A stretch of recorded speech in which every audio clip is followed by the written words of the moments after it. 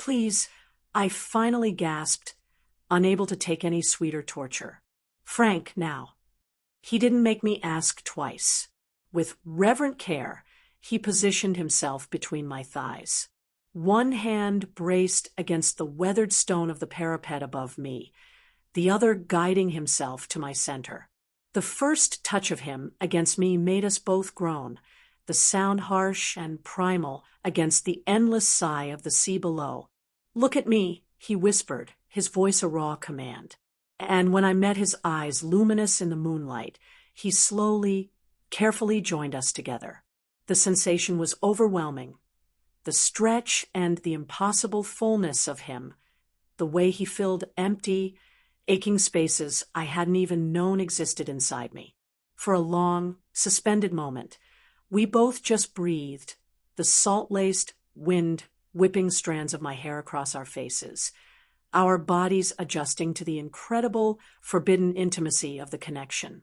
He began to move then, slowly at first, each thrust measured and deliberate, a question and an answer all in one. I could see the fierce concentration etched on his face, the way his gaze never left mine, watching my every reaction to make sure I was with him. It was the most considerate, consuming loving I had ever experienced, and it brought hot, surprising tears to my eyes. "Don't cry," he murmured, his rhythm faltering as he leaned down to kiss the moisture from my cheeks, his lips salty and warm. "Kim, please don't cry." "Happy tears," I whispered, my voice breaking. I never knew it could feel like this. Welcome to the heartstrings and scars, where we unravel the untold stories of love, betrayal, and the life-changing lessons they leave behind. If you're new here, make sure to hit that subscribe button and join our growing community. We promise you stories that will make you reflect, question, and maybe even see yourself in the characters we share. Something changed in his expression, then a wild possessiveness mixing with a deep, aching tenderness. His pace increased slightly, each powerful movement sending waves of pure pleasure radiating through me, a heat that defied the chill of the night air. I wrapped my legs tighter around his waist, pulling him deeper, meeting him thrust for thrust, our bodies finding a desperate, perfect rhythm. The ancient stones of the fortress around us seemed to absorb our sighs and whispered endearments, holding our secrets safe within their weathered, Gaelic heart. This felt like a consecration, a blessing of something raw and right, despite all the reasons it was unforgivably wrong. So good. I breathed, my nails digging into the hard muscle of his shoulders as the tension inside me wound tighter and tighter, a string about to snap. So perfect. He pressed, his forehead coming to rest against mine, our breath mingling in the small space between us, our heartbeats a frantic, synchronized drum. "I love you," he confessed, the words torn from somewhere deep inside him. A final, ragged surrender. "God help me, Kim. I love you." The admission shattered what little control I had left. My release crashed over me like a rogue wave, pulling me under and washing me clean.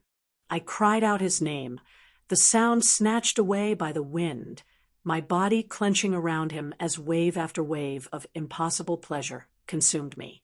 He followed me over the edge, his own release claiming him with a power that left him shaking in my arms, his groan a prayer to the uncaring stars. For long moments, we clung to each other, bodies still joined, hearts racing in perfect, frantic unison. When we finally separated, the loss was a physical pang.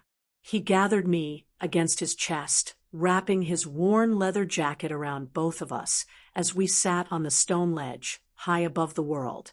The North Sea air was cold now that our bodies had cooled, but wrapped in his warmth, sheltered by the ruins of a forgotten king's fortress, I felt utterly, terrifyingly content. We shouldn't have been there. We shouldn't have been anywhere at all. The ruin, Duncregan, had been calling to us for weeks. A jagged crown of gray stone perched on the cliffs, It had dominated the view from our late grandmother's cottage. Every time Frank and I drove the winding coastal road to help clear out the estate, we'd slow, both of us staring at the skeletal structure silhouetted against the often leaden sky. "We should explore it," he'd said that morning over coffee, his stormy gray eyes bright with the mischief I knew so well. Just the two of us. Tonight. I should have said no. I was married, after all. My husband, Richard, was away on another extended business trip to Singapore, leaving me with too much time to think, too much hollow space to fill. But something about the way Frank looked at me when he suggested it, something about the electric current that had been humming between us for months, made me nod before I could stop myself. Now, hours later, I knew this had been a mistake. Not because I was afraid of the crumbling walls or the mournful cry of the gulls, but because of how alive I felt standing next to him, how every accidental brush of his hand against mine sent a jolt of fire under my skin. We'd picked our way through a collapsed section of the outer wall, his fingertips grazing my spine as I navigated the treacherous scree. Inside, moonlight poured through gaping arrow slits, and the collapsed roof of the great hall painting the rubble-strewn floor in ethereal shades of silver and black.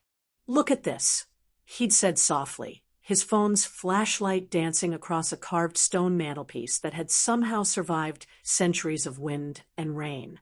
Intricate Celtic knots seemed to writhe in the shifting light. "Can you imagine the lives lived here? All the promises made."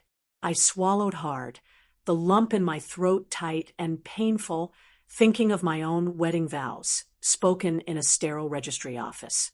Nothing like this place, with its soaring ghosts and whispered legends.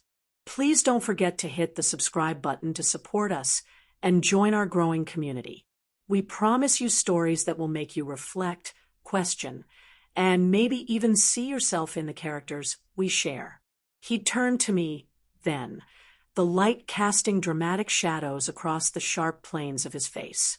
We'd grown up in the same house after our parents married when I was 15, and he was 13. But looking at him now, I saw nothing of that lanky, awkward boy. Frank had grown into someone dangerous, someone whose mere presence made my pulse thrum a frantic, unsteady rhythm. "You're shaking," he'd observed, stepping closer, closing the space between us until I could feel the heat radiating from his body. "It's the wind," I'd lied, wrapping my arms around myself. His hand came up to touch my arm, his thumb stroking over the goosebumps that had nothing to do with the temperature. "Is it?" The question hung between us, heavy with everything we weren't saying. Everything we'd been dancing around since that afternoon 3 months ago when he'd helped me move a bookshelf while Richard was away, when his hands had lingered on my waist as he lifted me down from a stepladder, and I'd seen something shift in his eyes that made my breath catch. "Frank," I'd whispered, a plea and a warning. My name on his lips was like a secret prayer in that ancient place. "I can't stop thinking about you, Kim." His confession hit me like a physical blow, illuminating all the dark corners of my own heart I'd been trying to ignore. The way I found excuses to text him. The way my body hummed with a low-grade fever whenever he was near. The way I compared every perfunctory touch from my husband to the brief, accidental contacts I shared with Frank, finding Richard's wanting. "We shouldn't," I breathed, even as my body betrayed me, leaning into his warmth. "No," he'd agreed, his thumbs still tracing patterns on my skin, each stroke a brand of fire. "We shouldn't." But neither of us moved. A sudden, violent gust of wind howled through a broken archway, the sound enough to break the spell. I stepped back. "Maybe we should go," I'd said, my voice lacking conviction. "If that's what you want." I looked around the ruined fortress, at the wild beauty that persisted in its decay, at the way the moonlight made the scene both savage and magical. "Show me the rest," I'd said instead. His slow, devastating smile was my undoing. He led me up a narrow spiral staircase inside a turret, the stone steps worn smooth, and treacherous.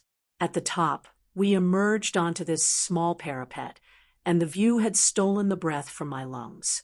Rolling black waves crashed against the cliffs below, the foam a brilliant, churning white under the full moon. "Worth the climb?" he'd asked. "Definitely." I had turned to smile at him and found him watching me, not the sea. "You're so beautiful," he'd said, and his sincerity made my chest ache.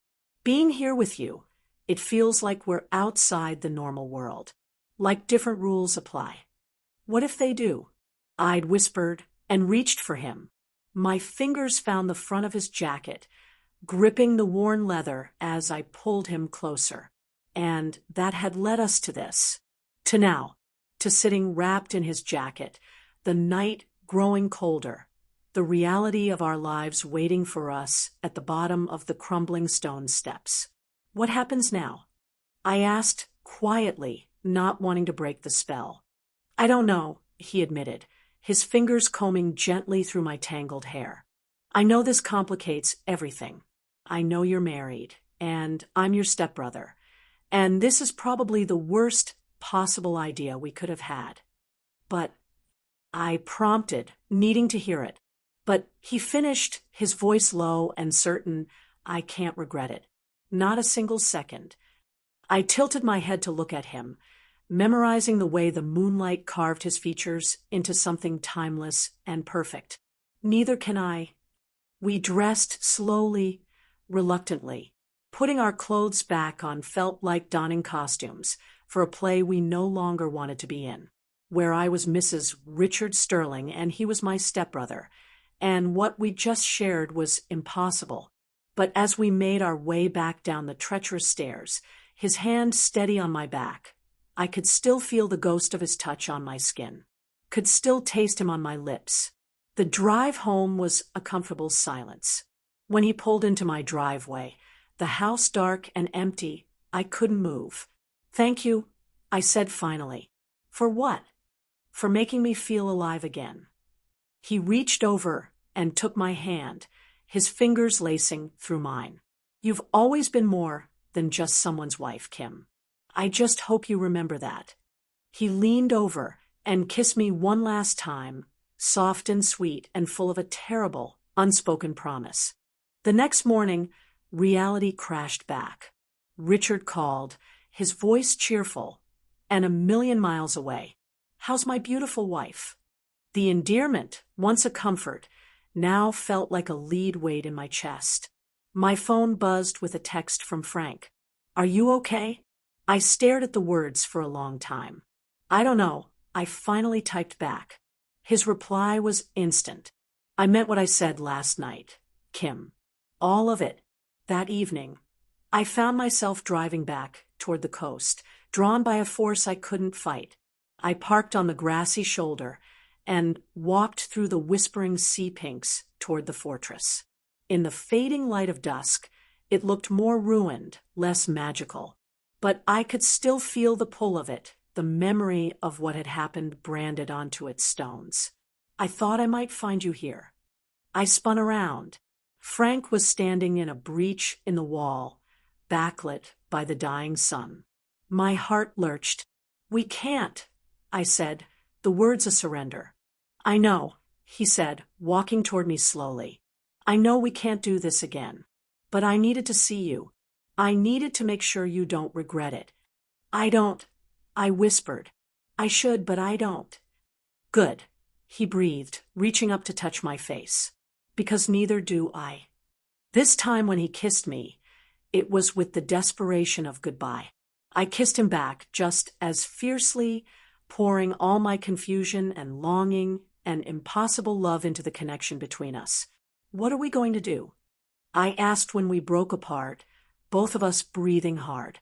"I don't know," he admitted, his eyes holding mine. "But I can't make myself stop wanting you." "Neither can I." We stood there in the ruins of Duncregan, holding each other as the last light bled from the sky. Tomorrow, Richard would come home. Tomorrow, the world would shrink back to its proper, suffocating dimensions. But tonight, in this moment, We were just two people who had found something beautiful and terrible in each other's arms. Will you remember this? He asked, his voice muffled against my hair. Every second, I promised, and I meant it, for the rest of my life. Whatever came next, whatever price I had to pay, I would always have this. The ancient fortress would keep our secrets, just as it had kept countless others. And somewhere in its weathered stones and empty arches, the echo of our love would linger. A ghost story written in sighs and whispered promises under the cold, watching stars.